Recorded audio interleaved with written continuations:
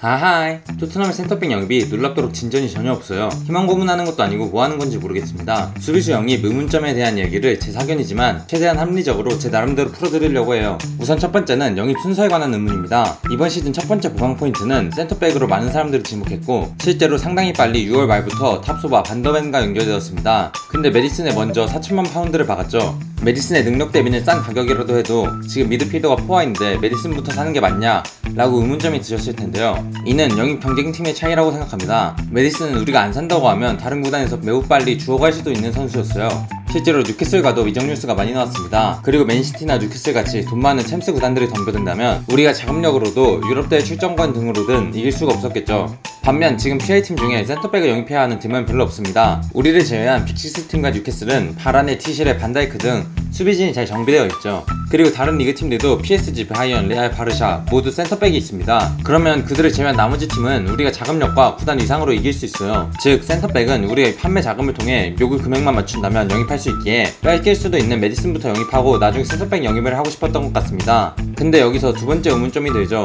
우리는 왜 돈이 그 정도도 없나? 토트넘이 정말 돈이 없는 것인가 아니면 아끼는 것인가? 근데 이게 저도 의문점이긴 합니다. 같이 돈이 어디 갔는지 돈 새는 구멍을 파헤쳐보죠. 먼저 이번 시즌 이적료를 많이 쓰기는 했습니다. 포로 의무이적 금액, 메디슨, 비카리오, 쿨루셉스키까지 합하면 1억 3,600만 유로 정도는 썼어요. 근데 지금 판매는 1000만 파운드짜리 윙크스 하나 팔았습니다. 저번 시즌 8위인데 순 지출만 1억 2천만 유로가 넘어갈 정도면 사실 많이 쓴 것 같기는 해요. 돈을 쓴 곳이 마음에 들지는 않지만 써야 됐던 돈이라고 치면 어쩔 수는 없다고 봅니다. 근데 이제 판매를 통해 쓴 돈을 다시 어느 정도 돌려받아서 채워야겠죠. 근데 팀의 이적 예산에서 발생하는 가장 큰 문제가 이겁니다. 팀에 너무 많은 잉여 선수에게 들어가는 주급과 몇 년 동안 이어진 판매 부진이죠. 몇 년째 영입은 해댔는데 방출이 이뤄지지 않고 있기 때문에 손해가 눈덩이처럼 굴러갔을 겁니다. 순 지출이 22-23 시즌에는 1억 4천만 유로, 21-22 시즌에는 6천만 유로, 20-21 시즌은 9,700만 유로였어요. 3시즌 동안 순지출로만 3억 유로는 썼습니다. 더 놀라운 건 판매가 20-21에는 카일 워커피터스 단 1명, 22-23에는 베르바인, 카카빅 2명이 끝이었어요. 그래서 3시즌 다 합쳐도 판매 자금이 8,500만 유로 정도밖에 되지 않습니다. 이런 게 반복되니 분할 지급이라고 해도 이제 슬슬 돈이 없을 때가 되긴 했죠. 이번 시즌까지 하면 거의 4시즌 동안 4억 유로는 넘게 썼습니다. 순 지출로만요. 이러니 돈이 있을 리가 있나 싶습니다. 또한 판매를 못하다 보니 팀의 잉여 자원에게 들어갈 돈이 너무나도 많습니다. 산체스, 다이어, 은돈벨레, 브리안일 등 경기에서 뛰지도 못할 선수들이 팀에 너무 많이 남아있어요. 이 선수들에게 들어갈 임금만 해도 몇백억은 가볍게 나옵니다. 그동안 잉여 자원 판매를 못하고 임대를 보내 주급을 해결했지만 결국 판매를 통해 근본적인 문제를 해결한 것은 아니기에 고정 지출을 생각해야 하죠. 즉 여러가지 돈 들어가는 곳들을 생각해보면 토트넘은 현재 돈을 아끼는 게 아니라 실제로 이적 예산이 충분하지 않을 것이라는 게 제 예상입니다.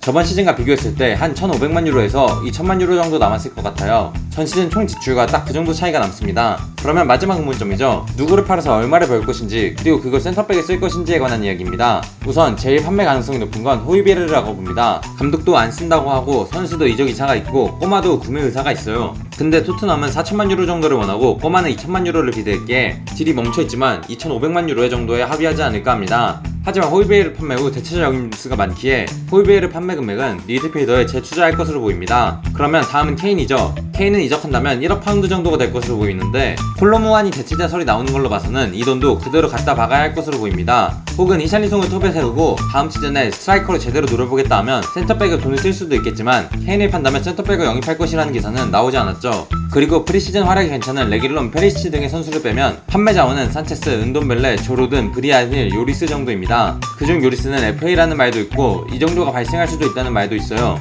제 예상으로는 얘네로 벌 수 있는 돈은 한 3명 판매에서 3천만 유로 정도를 벌고 나머지는 임대 엔딩일 것이라고 생각합니다. 그렇다면 이제 탑수바 영입을 위한 돈을 맞출 수 있으니까 이걸 기다리고 있는 것으로 보이고요.